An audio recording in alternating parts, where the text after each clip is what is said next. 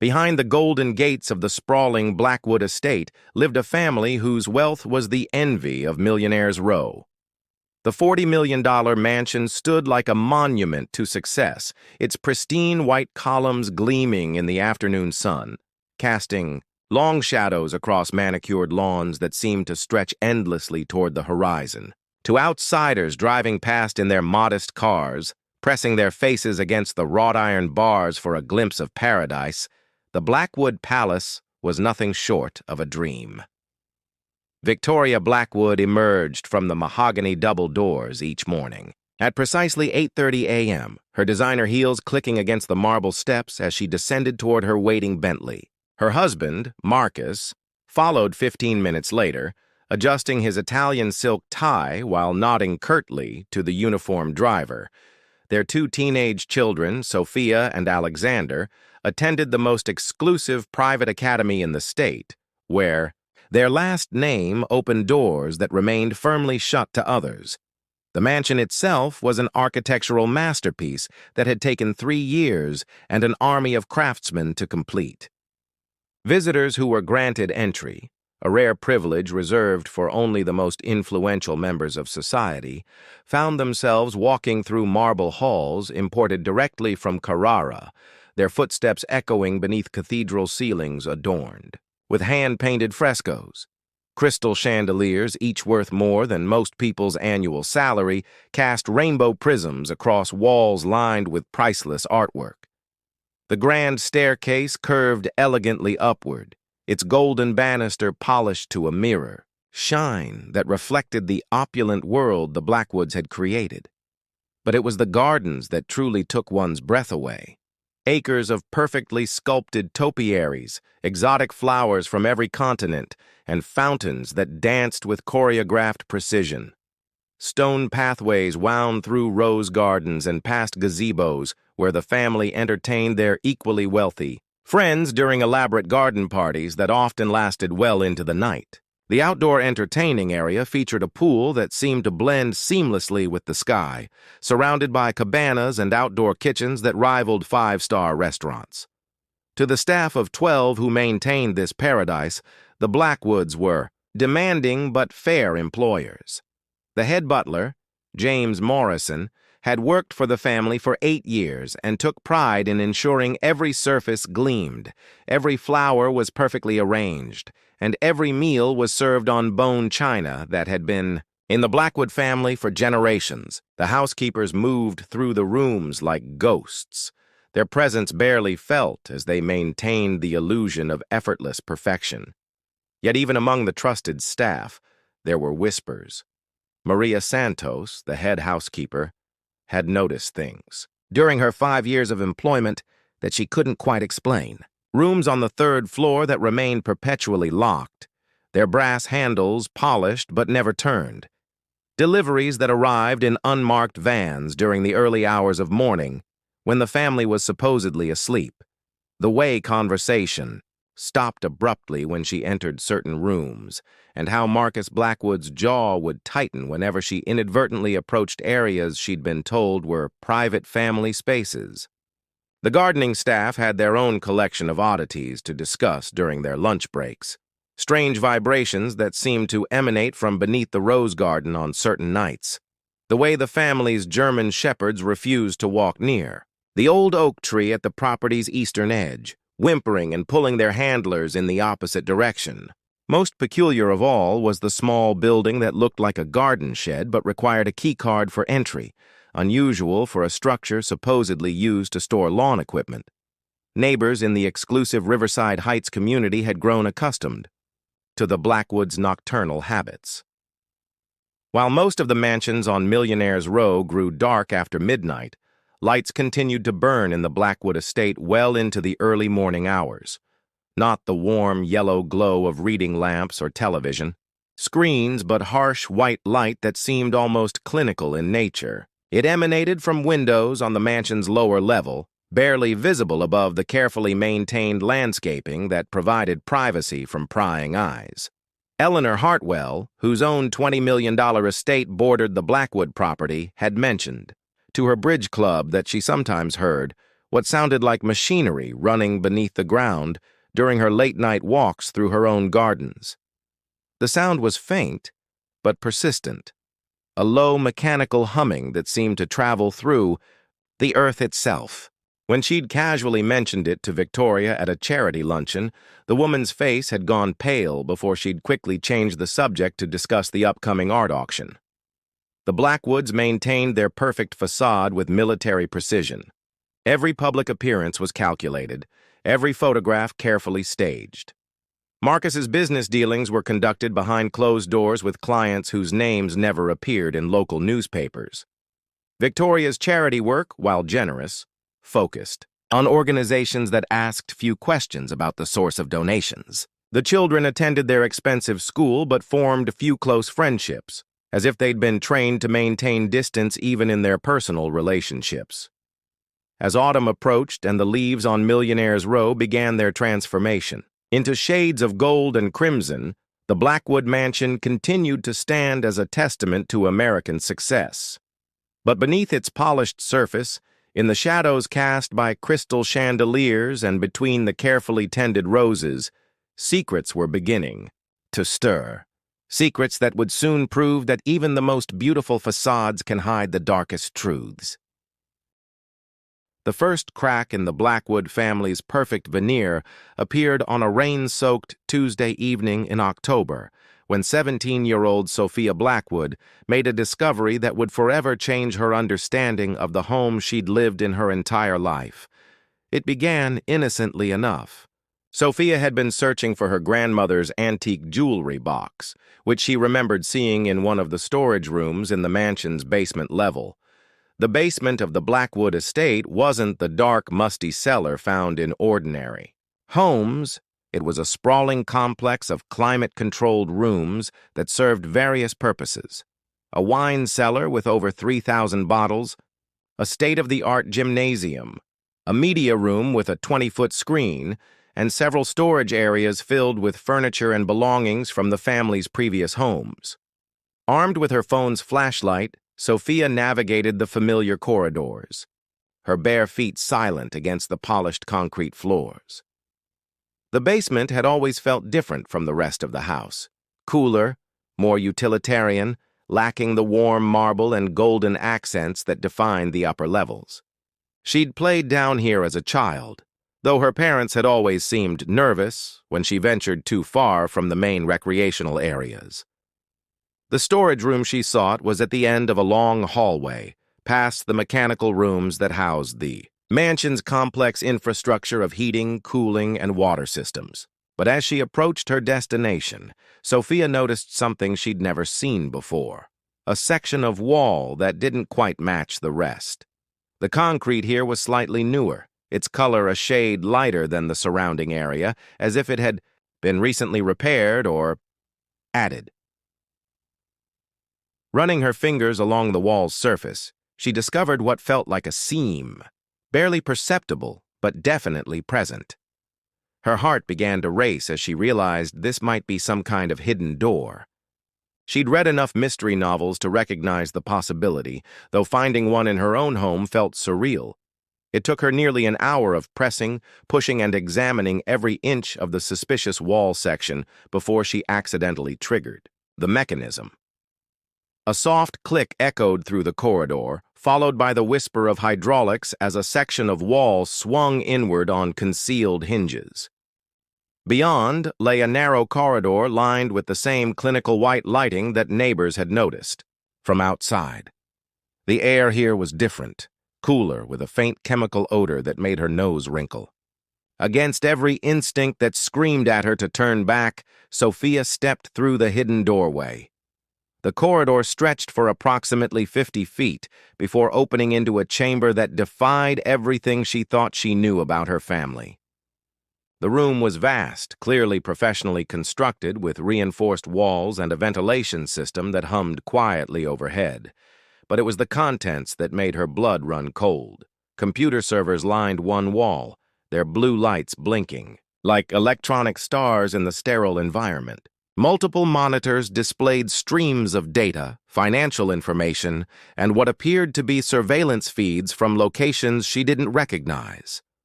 A wall of file cabinets stretched from floor to ceiling, each drawer labeled with codes rather than names. In the center of the room sat a conference table surrounded by 8 chairs, with documents scattered across its surface. Sophia approached the table with trembling hands, her phone's camera automatically backing up every image to the cloud, a precaution that would later prove crucial. The documents were a mixture of financial records, property deeds, and correspondence written in several languages.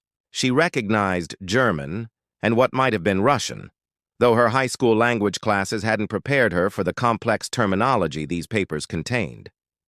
One document, however, was in English and bore her father's signature. It was a contract for the purchase of a property in the Cayman Islands, dated just 2 months earlier, with a price tag that exceeded the value of their current mansion. Another document detailed wire transfers to banks in Switzerland and Dubai, amounts that seemed impossibly large even for her wealthy family. But it was the photographs that made her stomach turn. Black and white images of people she didn't recognize, clearly taken without their knowledge. License plates, building addresses, and what appeared to be surveillance notes were paper-clipped to each photo. In one corner of the table, a laptop displayed a complex diagram that looked like building blueprints, marked with entry and exit points, security camera locations, and guard rotations. The sound of footsteps in the corridor above sent panic shooting through her veins. Sophia quickly photographed as many documents as possible before closing the laptop and backing toward the hidden entrance.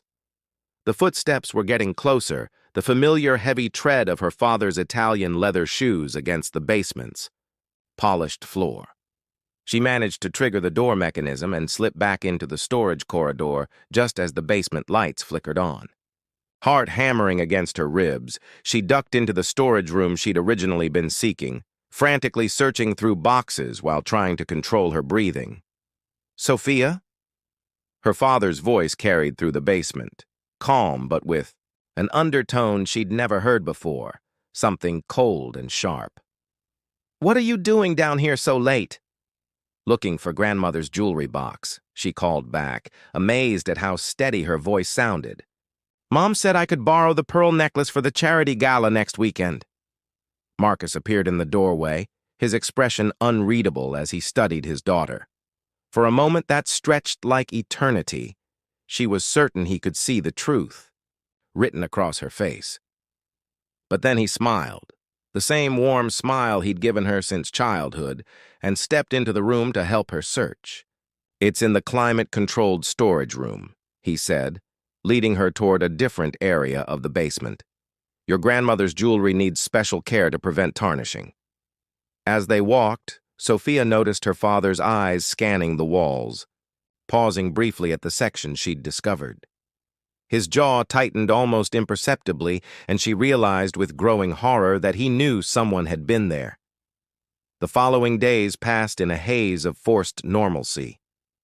Sophia attended school, completed her homework, and joined family dinners where conversation flowed as pleasantly as always. But everything had changed. She watched her parents with new eyes, cataloging the subtle signs she'd previously missed. The way they both checked their phones constantly, the hushed conversations that stopped when she or Alexander entered the room, the visitors who came and went through the service entrance without ever being introduced to the children. Most disturbing of all were the changes to the basement. New security cameras appeared in the corridors, and she noticed a keypad lock had been installed on the storage room door. The message was clear. The family's secrets were being more carefully guarded, but Sophia had already seen too much to forget, and the images on her phone were safely stored in multiple cloud accounts her parents couldn't access. As she lay in her luxurious bedroom each night, staring at the ceiling while trying to process what she'd discovered, one terrifying question consumed her thoughts. If her parents were willing to go to such lengths to hide their activities, what would they do if they discovered she knew their secrets? The answer to that question would come sooner than she expected, and it would force the entire Blackwood family to confront the price of keeping secrets that were never meant to see the light of day. 3 weeks after Sophia's discovery, the carefully constructed world of the Blackwood family began to collapse with the precision of a controlled demolition. The catalyst came not from within their mansion's walls, but from a gray office building downtown, where FBI agent Sarah Chen had been methodically building a case that would shake the foundations of Millionaires Row. Agent Chen had been tracking an international money laundering operation for 18 months, following digital breadcrumbs, through a labyrinth of offshore accounts and shell corporations. The investigation had led her through 12 countries and involved coordination with agencies from Interpol to the Swiss Financial Intelligence Unit. But it wasn't until a low-level informant mentioned unusual activity at a mansion in Riverside Heights that the pieces began forming a clear picture. The informant, a disgruntled employee of a private security firm, described installations at the Blackwood estate that went far beyond normal residential protection. He spoke of electromagnetic shielding, signal jammers, and communication equipment, sophisticated enough to rival government facilities. Most intriguingly, he mentioned construction work that had taken place in the dead of night, with workers who spoke no English and left no paper trail. Armed with this information and months of financial evidence, Agent Chen obtained a warrant that would change everything for the Blackwood family. At precisely 6 a.m. on a frost-covered November morning, as the mansion's inhabitants were just beginning their day, 23 federal agents surrounded the estate. Victoria Blackwood was in her marble bathroom, applying her daily skincare routine with products that cost more than most people's monthly salary, when the doorbell rang. Through her window, she glimpsed the black SUVs arranged in a precise pattern around their circular driveway and felt her blood turn to ice water. Marcus was already downstairs, having been alerted by the security system's sophisticated network of cameras. He stood in the foyer, his silk robe immaculate despite the chaos erupting around him, as James Morrison answered the door with the same dignity he brought to serving afternoon tea. "Marcus Blackwood?" Agent Chen held up her badge and warrant. "We have authorization to search these premises in connection with an ongoing federal investigation into money laundering and racketeering." The next 6 hours would strip away every illusion the Blackwood family had carefully maintained. As agents methodically searched each room, photographing evidence and sealing documents in protective bags, the true scope of the family's activities became apparent. The hidden chamber Sophia had discovered was merely the tip of an iceberg. Behind false walls throughout the mansion, agents uncovered a complex network of rooms that served as a command center for an operation spanning 3 continents. The basement complex extended far beyond what even Sophia had seen, with tunnels that connected to similar facilities beneath 2 other mansions in the neighborhood, properties owned by associates who were simultaneously being arrested in coordinated raids. Marcus Blackwood, it emerged, was not the legitimate businessman he appeared to be. For 15 years, he had been orchestrating one of the most sophisticated financial crimes in modern history, using his network of wealthy contacts and legitimate businesses as cover for laundering money for criminal organizations ranging from drug cartels to arms dealers. The charity events, the art auctions, the exclusive social gatherings, all had been carefully orchestrated opportunities to move illicit funds through seemingly respectable channels. Victoria, who had long claimed ignorance of her husband's business dealings, was revealed to be a key architect of the operation. Her charity work had provided perfect cover for international money transfers, while her social connections had opened doors to corrupt officials and complicit bankers around the world. The jewelry she wore so elegantly had often served as portable wealth storage, with precious stones replacing cash in transactions that left no digital footprint. But perhaps most shocking was the discovery that their children had been unknowingly used as couriers. School trips to Europe had included stops at Swiss banks, with precious stones and encrypted communication devices hidden in their luggage. The exclusive private academy they attended had several other children whose parents were involved in the operation, a carefully constructed network that used the innocence of youth as the perfect camouflage. Sophia watched from her bedroom window as agents carried box after box of evidence from her home, each container representing another piece of the life she'd thought was real. Her phone buzzed constantly with messages from classmates who had seen the news reports, but she couldn't bring herself to respond. How do you explain to friends that your entire existence has been built on crimes that destroyed other people's lives? Alexander, her younger brother, had locked himself in his room and refused to come out.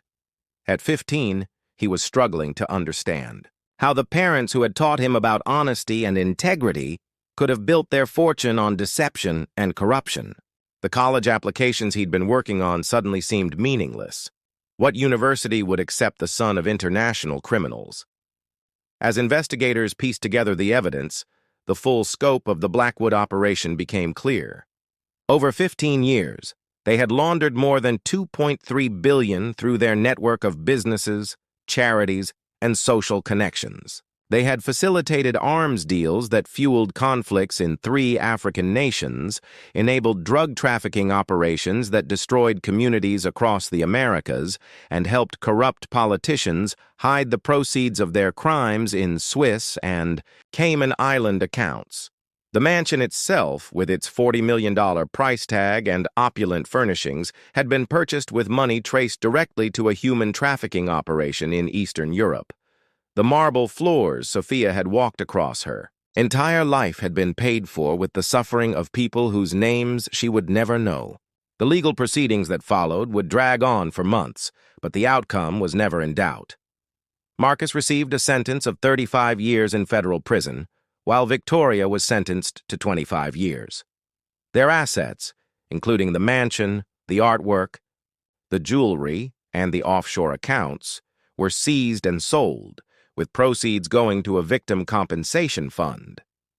Sophia and Alexander were placed in witness protection with their maternal grandmother, who had genuinely known nothing of the family's crimes. They moved to a modest house in a small town 3 states away, where Sophia enrolled in public school under an assumed name and tried to build a life based on truth rather than lies.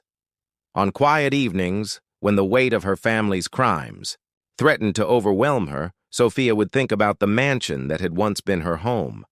She imagined new owners walking through those marble halls, unaware of the secrets that had once been hidden beneath their feet. The crystal chandeliers would still cast their rainbow prisms across the walls, and the gardens would still bloom in carefully orchestrated perfection.